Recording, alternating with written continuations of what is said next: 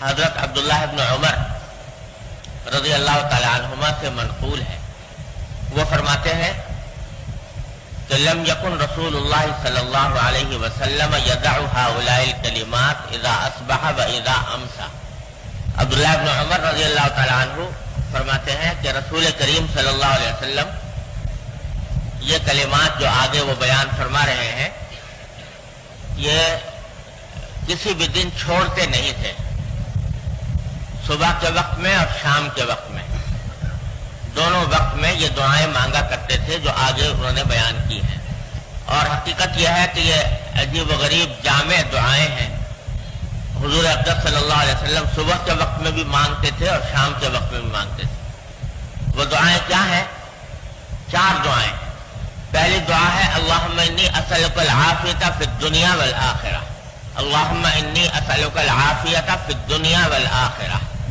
کیا معنی کہ اے اللہ میں آپ سے عافیت مانگتا ہوں دنیا میں بھی اور آخرت میں بھی۔ پہلی دعا تو یہ ہے۔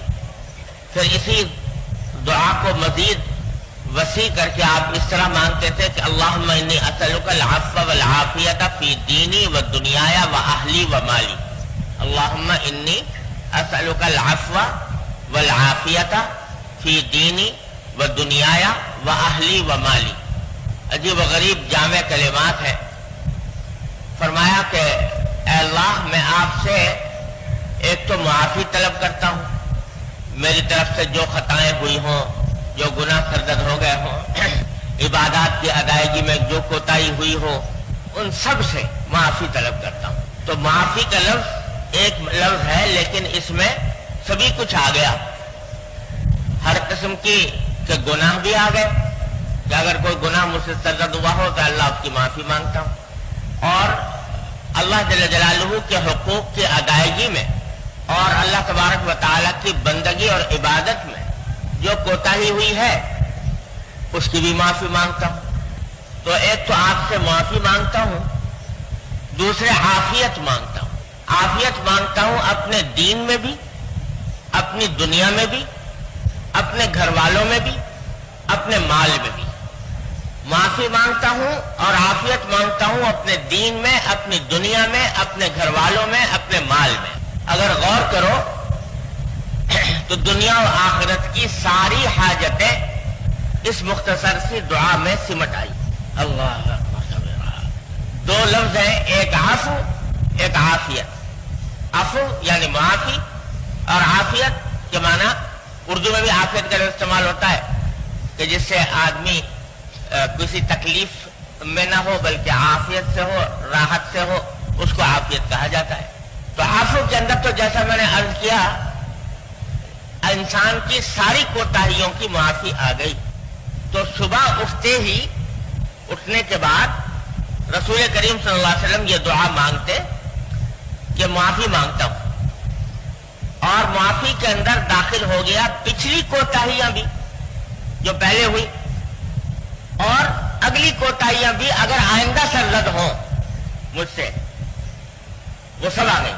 تو اگر یہ ایک جملہ جو ہے اللہم انی اسألک العفو، اے اللہ میں آپ سے معافی مانگتا ہوں، یہ اللہ تبارک و تعالیٰ کی بارگاہ میں قبول ہو جائے تو اگلے پچھلے سارے گناہ معاف ہو گئے اور ساری کوتاہیاں معاف ہو گئی۔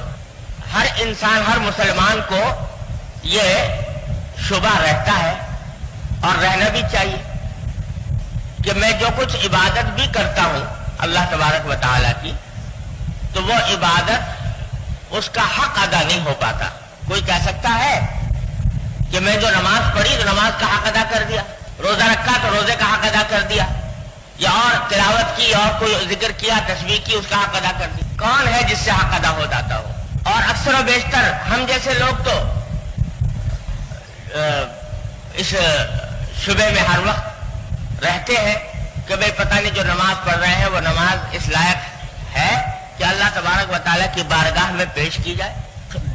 دل کہیں ہے، دماغ کہیں ہے، دھیان کہیں ہے، اور جو ظاہری افعال ہیں وہ بھی پتہ نہیں ٹھیک سے انجام پا رہے ہیں سنت کے مطابق یا نہیں پا رہے ہیں۔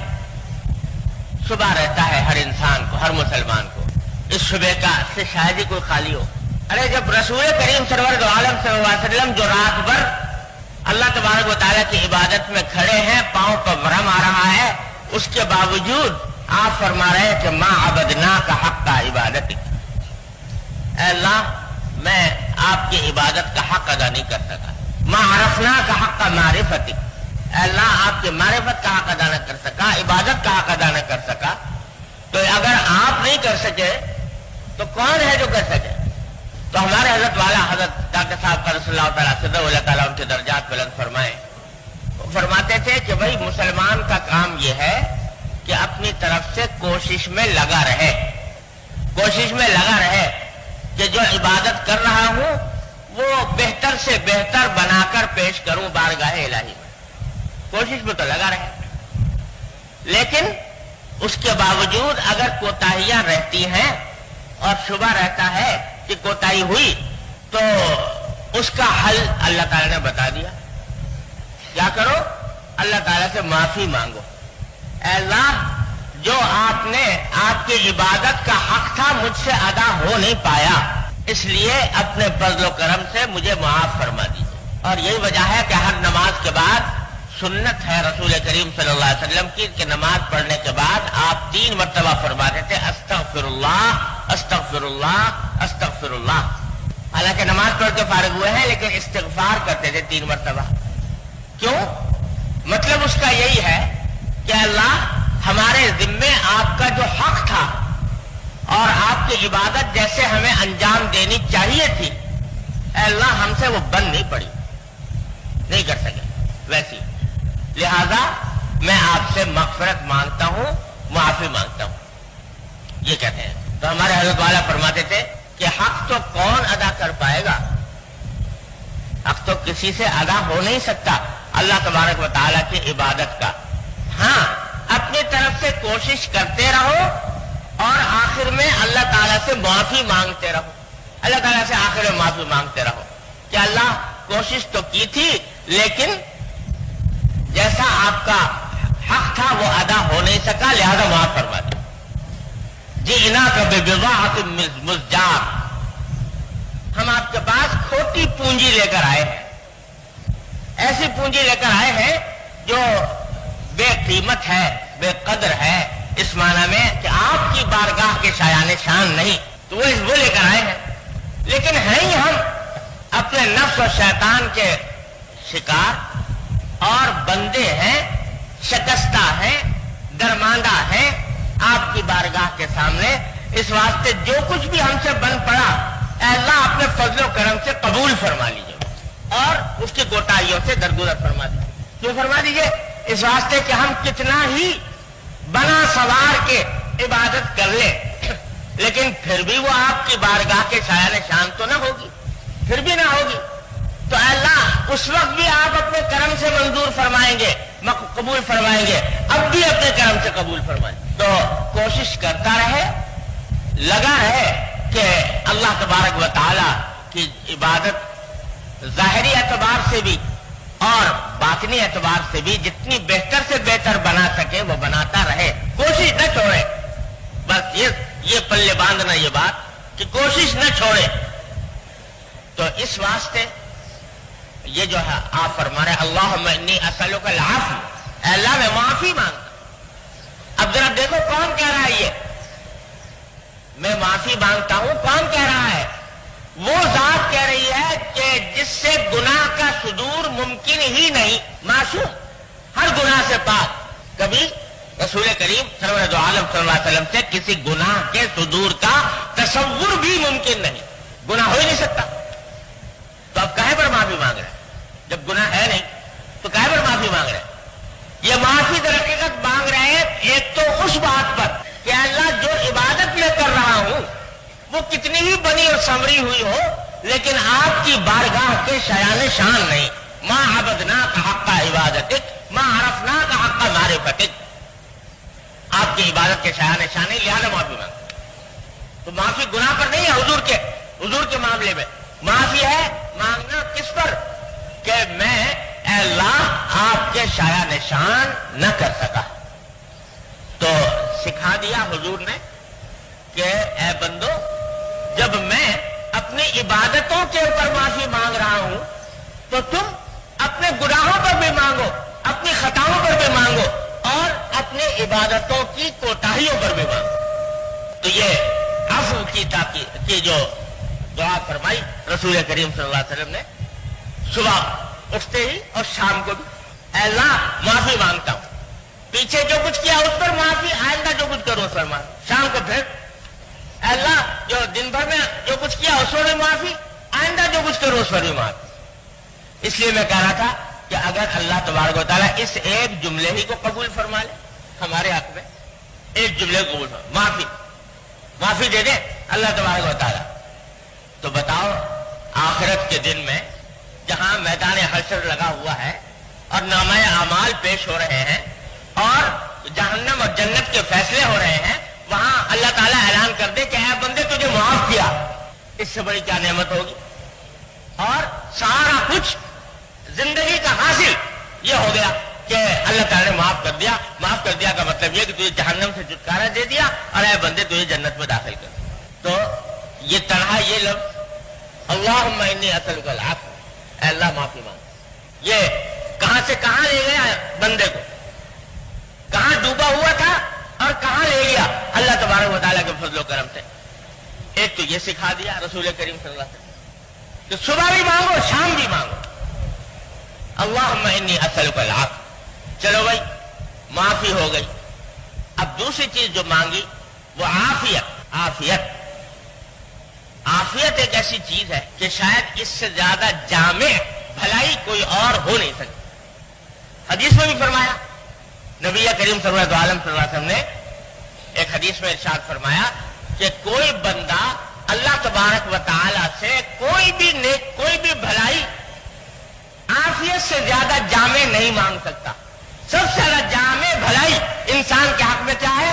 عافیت۔ اب عافیت اردو میں بھی استعمال ہوتا ہے، اس لیے اس کی کیا تشریح کروں، لیکن اگر غور کرو تو عافیت کے کیا معنی ہے کہ آدمی کو کوئی تکلیف نہ ہو، جی کوئی تکلیف نہ ہو، راحت ہو، پریشانی نہ ہو، سکون ہو، بیماری نہ ہو، صحت ہو، ناکامی نہ ہو، کامیابی ہو، یہ سب چیزیں عافیت میں داخل ہیں۔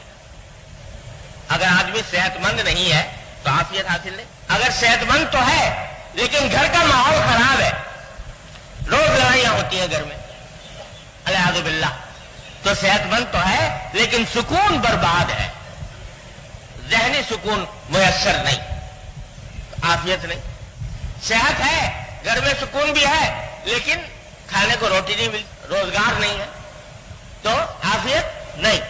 اور یہ تو دنیا کے کام ہے، اور آخرت کے کام یہ ہے کہ اگر فرض کرو دنیا کی ساری نعمتیں میسر ہیں، ساری نعمتیں میسر ہیں، روپیہ پیسہ بھی ہے، گھر بار بھی ہے، بیوی بچے بھی ہیں، گھر والے بھی ہیں، اور صحت بھی ہے، تندرستی بھی ہے، سبھی کچھ ہے، لیکن دین نہیں ہے، العیاذ باللہ دین نہیں ہے، نماز کی فکر نہیں اور حلال و حرام کی تمیز نہیں، گھر میں حرام آمدنی آ رہی ہے، اللہ تللے سے کھائی جا رہی ہے، نماز کا وقت ہو گیا، نماز کی فکر نہیں، جماعت کی فکر نہیں، رمضان آ گیا، روزے کی فکر نہیں، العیاذ باللہ اللہ تعالیٰ ہر مسلمان کو اس بے عافیتی سے محفوظ ہے۔ یہ عافیت تو یہ عافیت نہیں ہے، اس لیے کہ جو کچھ کھا رہا ہے ایسے حالت میں یا جو کچھ برت رہا ہے یہ تو جہنم کا انگارہ بننے والا ہے اس کے بعد، اس لیے عافیت کہاں ہوئی؟ عافیت کب ہوگی؟ جب دنیا کے اندر بھی سکون میسر ہے الحمدللہ، اور ساتھ ساتھ اللہ جل جلالہ کی طرف توجہ بھی ہے، اللہ تعالیٰ کے ساتھ تعلق بھی ہے، اس کے حقوق بھی ادا ہو رہے ہیں، اور معصیتوں سے گناہوں سے اجتناب بھی ہو رہا ہے، اور اللہ تبارک و تعالیٰ کے احکام پر عمل بھی جاری ہے، نبی کریم صلی اللہ علیہ وسلم کی سنت پر بھی عمل جاری ہے، تو عافیت ہوئی۔ تو اگر ان میں سے کوئی ایک چیز بھی مفقود ہو گئی، عافیت نہ رہی، تو حضور فرما رہے ہیں کہ عافیت مانگو اللہ تبارک و تعالیٰ، عافیت مانگو، اللہم انی اسألک العفو والعافیت، عافیت مانگتا ہوں۔